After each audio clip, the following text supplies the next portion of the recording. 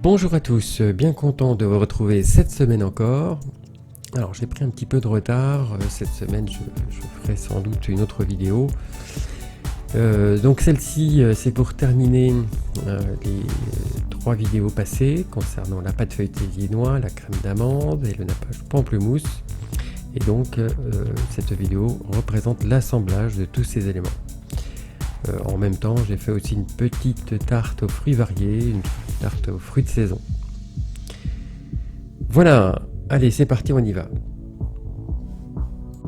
Alors, pour cette tarte aux fraises, il va falloir préparer, avant cela, la pâte feuilletée, la crème d'amande, ainsi que le nappage. Voilà, tout est préparé d'avance. Alors, j'ai séparé les recettes de façon à ce que les bases de la pâtisserie, comme c'est le cas avec la pâte feuilletée et la crème d'amande, ce sont des bases de la pâtisserie et qui méritent des vidéos à part entière. Voilà, donc maintenant le fond de tarte est un petit peu beurré. Si vous utilisez des moules Tefal, c'est pas la peine.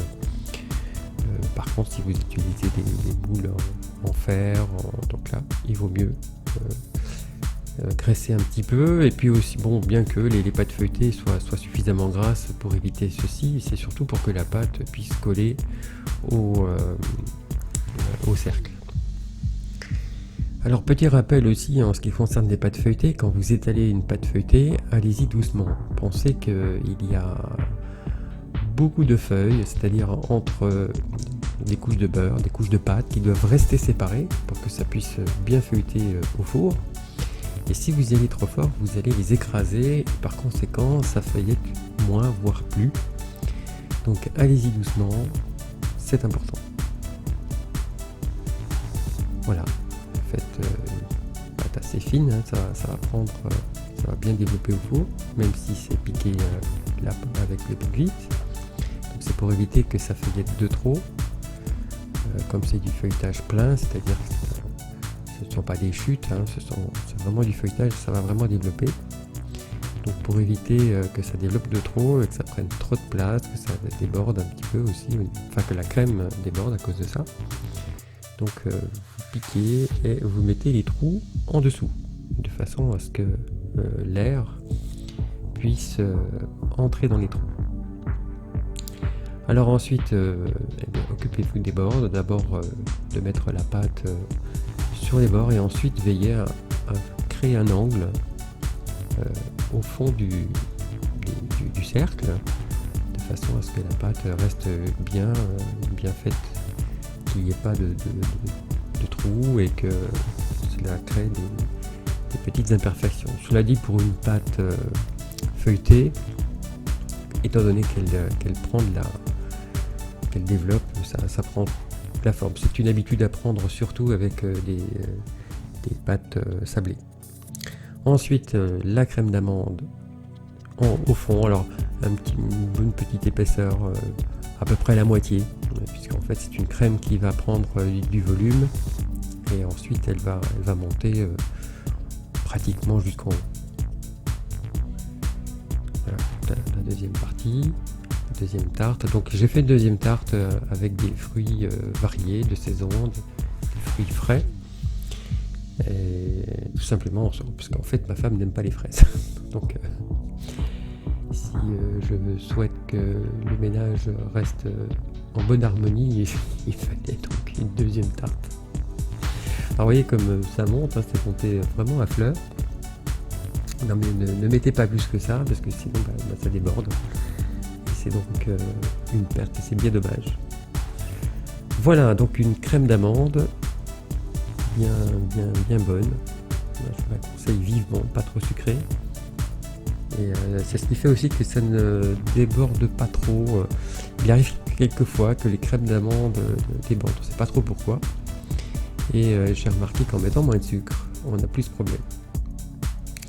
Alors ensuite avec le nappage, faites-le chauffer à 30-35 degrés. Et pendant ce temps que ça chauffe, alors ça va très vite évidemment, hein, vous mettez un feu extrêmement doux et vous surveillez même de temps en temps. Et ensuite il suffit de disposer les fraises sur la tarte Alors bon, je l'ai fait de cette manière, il y a différentes façons, vous faites ce que vous avez envie. C'est à titre d'exemple.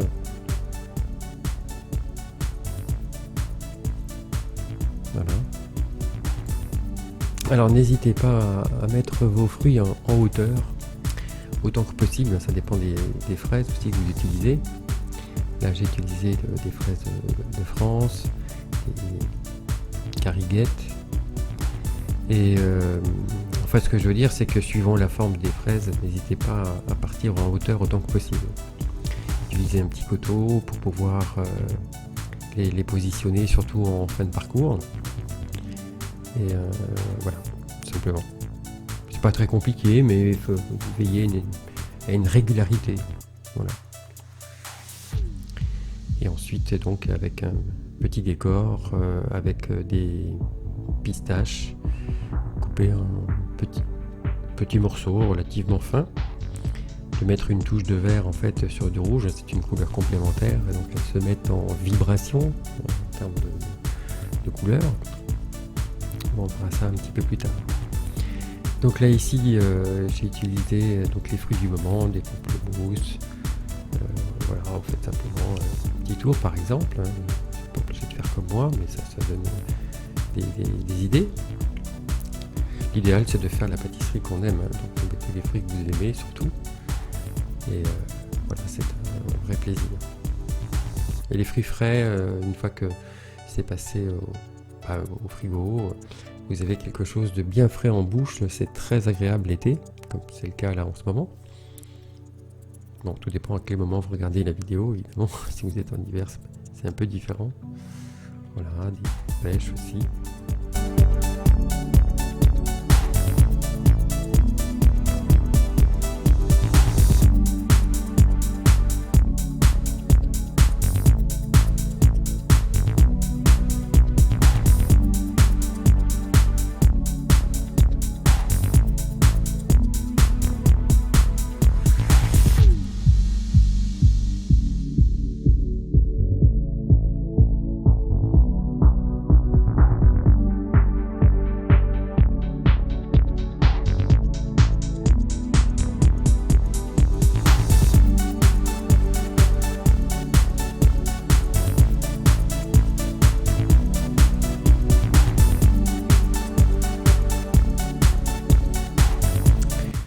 Voilà, donc là le nappage, on arrive à 35 degrés à peu près.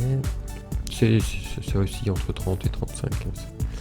Ce qui est important en fait, c'est de ne pas avoir quelque chose de trop fluide, de trop liquide et qui couvre plus, qui nappe plus.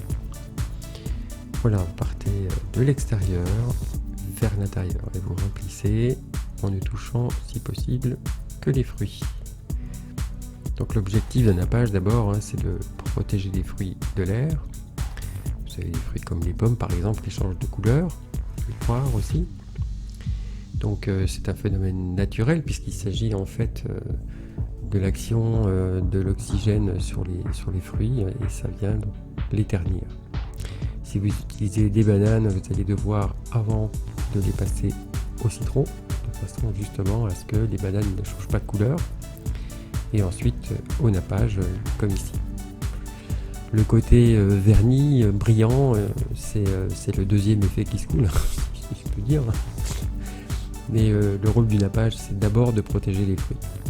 Quelquefois, alors évidemment, il ne faut pas en mettre trop, et puis il faut en mettre quand même suffisamment pour qu'il joue son rôle. Voilà, alors attention de ne pas trop en mettre sur les côtés, de façon à ce que ça ne coule pas sur le côté. Donc, en fait, je pose d'abord sur le milieu, et puis quand le pinceau est à peu près vide, en fait je viens toucher les côtés pour éviter pour en mettre et puis pour éviter que ça coule. Voilà, allez-y délicatement et remplissez un petit peu l'intérieur. Bon, comme c'est un nappage qui a un petit goût pamplemousse, alors ça se sent pas en tant que tel, puisqu'il en faudrait quand même plus que ça. Mais ça vient donner un petit plus sur l'ensemble. Ça agit un petit peu comme un rehausseur de goût vis-à-vis des fraises, vis-à-vis des fruits que vous allez mettre. L'idée c'est de pouvoir, au lieu d'utiliser un nappage neutre qui n'a pas de goût, à ce moment-là, on utilise un nappage avec un petit peu de goût. C'est intéressant. Vous pouvez mettre autre chose, hein. J'ai mis du pamplemousse et je vous invite à aller voir la vidéo où j'en parle. Là je reprends un petit peu ce qui a été dit. Voilà, donc les petites pistaches vertes. Alors ça vient donner un petit peu de légèreté visuelle, hein, puisque au niveau du goût, ça amène un petit craquant qui est assez sympathique aussi. Mais visuellement, c'est très sympa, c'est très joli de mettre dessus des petites touches vertes sur du rouge. Évidemment, c'est pas du hasard. Comme les peintres utilisent des coquelicots dans un champ vert, les couleurs complémentaires sont très utilisées en peinture. Voilà, pareil de l'autre côté, puisque je les mets. Et ensuite un petit peu de pailleté or sur les fraises et un pailleté argent sur les fruits variés. Bon, évidemment c'est pas obligé, mais ça donne une petite touche un petit peu classe, et on se rend pas trop compte là en fait avec sur la vidéo, un peu plus avec l'argenté là, mais visuellement, réellement, c'est du plus bel effet. Alors pas trop en mettre évidemment, c'est à faire de goût. Souvent dans la décoration, en faire trop ça va pas assez ça va pas non plus, c'est une question d'équilibre. Voilà, c'est assez simple, même si on a une pâte feuilletée un petit peu plus, j'allais dire sophistiquée, c'est pas le cas, mais un peu plus riche. Voilà. Eh bien, je vous remercie de m'avoir suivi une fois de plus, et j'espère que cela vous aura été utile, et puis en même temps un enrichissement. Je vous souhaite une très bonne journée, et à très bientôt. Salut!